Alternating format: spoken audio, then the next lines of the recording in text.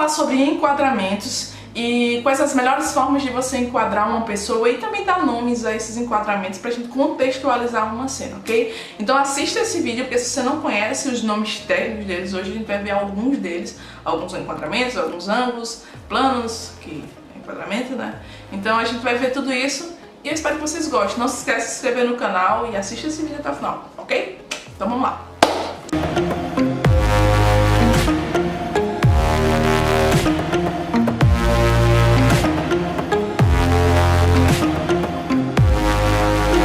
Falando sobre os enquadramentos primeiro, a gente vai ver alguns enquadramentos, falar sobre eles, como é que funciona, e aí depois a gente entra em alguns ângulos que vocês talvez não ouviram falar, ou se ouviu é outro nome que se dá.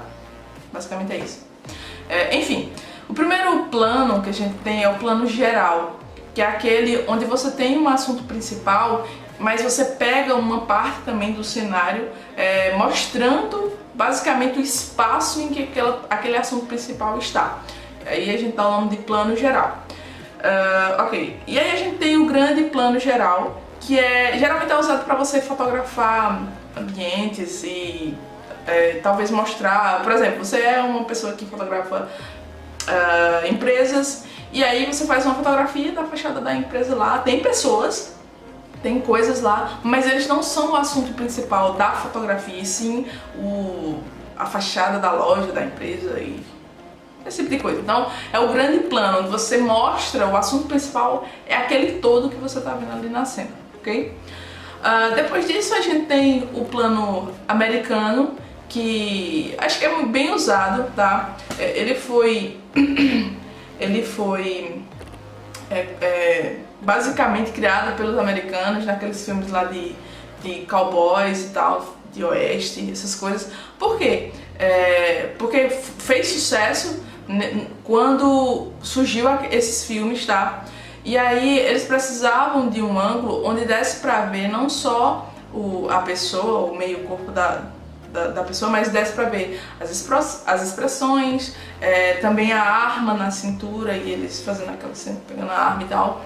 Então eles criaram o plano americano, onde dá pra você ver movimentos e também ver algumas expressões, ver também a arma que havia na cintura. Então basicamente foi dos Estados Unidos e criado nessa época aí de filmes americanos e tal. O plano americano, você faz ele do joelho pra cima, ou seja, um palmo acima do joelho, você faz o corte, tá? E aí você tem o plano americano que pega um pouco acima do joelho para o resto da pessoa. Pega um pouquinho do ambiente também, mas o principal, o corte dele é do joelho pra cima. Ok. A gente tem o plano médio também, que seria da cintura pra cima. Nesse plano, a gente pega uma parte, faz uma conexão entre o ambiente e a pessoa, tá? Vendo... Só que o assunto principal é a pessoa, ou a forma lá que você escolheu, e pega essa parte aí da cintura pra cima, porque você consegue ver os movimentos das pessoas e a expressão da pessoa, tá? E aí você consegue ver muito mais próximo. O primeiro plano é muito usado em fotografia de retratos. Se você vê aí retratistas fazendo, eles sempre trabalham com plano médio, primeiro plano e primeiríssimo plano. Primeiro plano é o quê? Pega um pouquinho acima do peito, tá? Um pouquinho assim acima do peito, pra cima, mostrando essa parte mais forte das expressões, tá?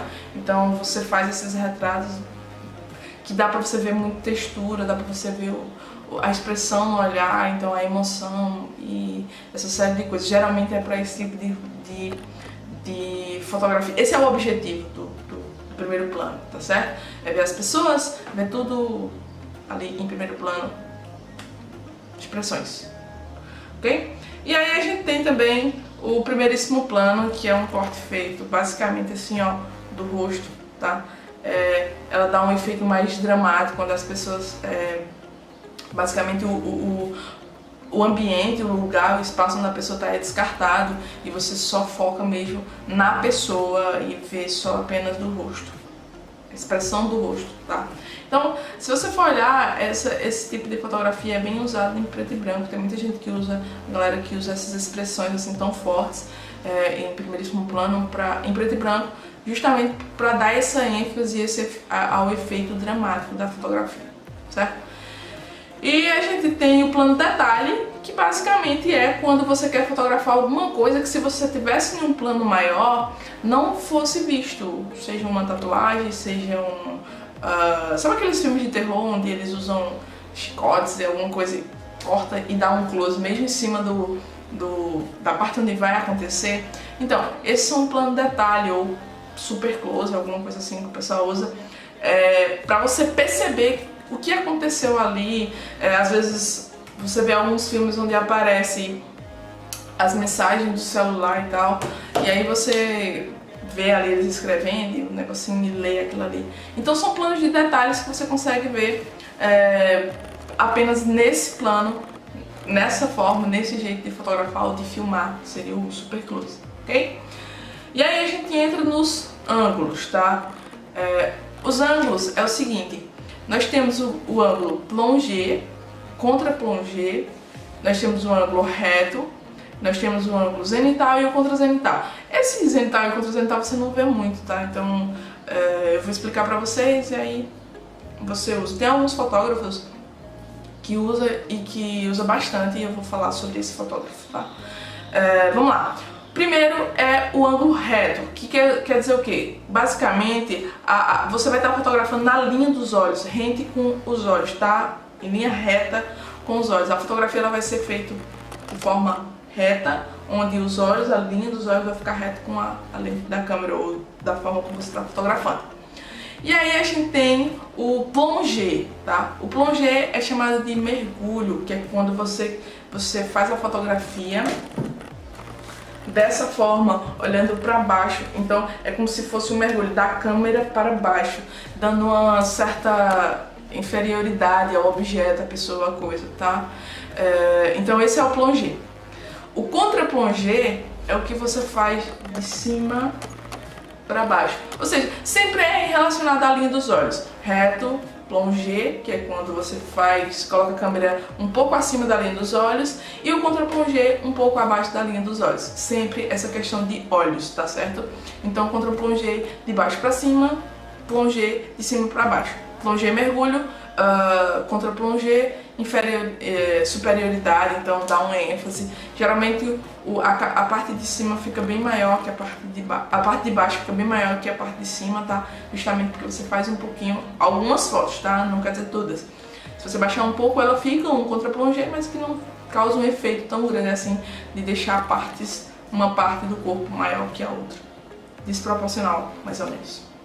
Certo? E aí a gente tem o zenital e o contra-zenital. O zenital, ele é feito dessa forma assim, ó. Você vai pegar alguma coisa ali embaixo e você vai fotografar a pessoa com a câmera bem reta, de cima para baixo, tá? Então isso é o zenital, é de cima para baixo, totalmente de cima para baixo.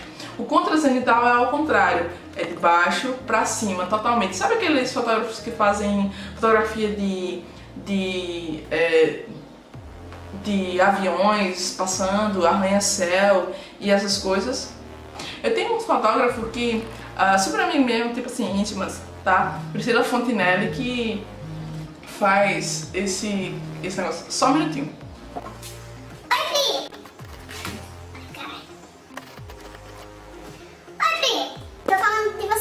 Mesmo.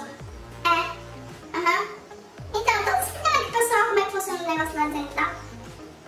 A mulher sei que não se fala mais nome, de vez em quando o povo nem sabe o que é, não é mesmo?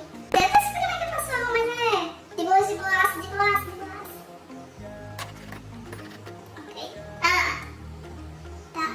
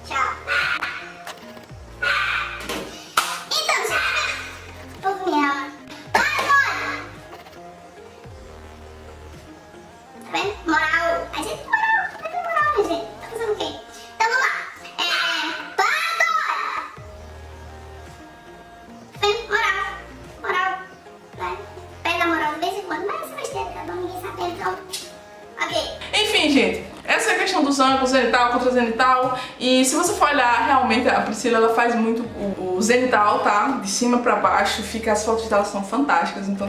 E a gente tem vários fotógrafos que são incríveis aqui no Brasil. Tem fora também? Tem. Depois a gente fala, depois eu entro em contato com esse povo aí fora pra dar um alô pra vocês. Mas é isso, zenital contra zenital, os ângulos, pá, e eu vou falar com a Priscila que é o processo de conversar com ela.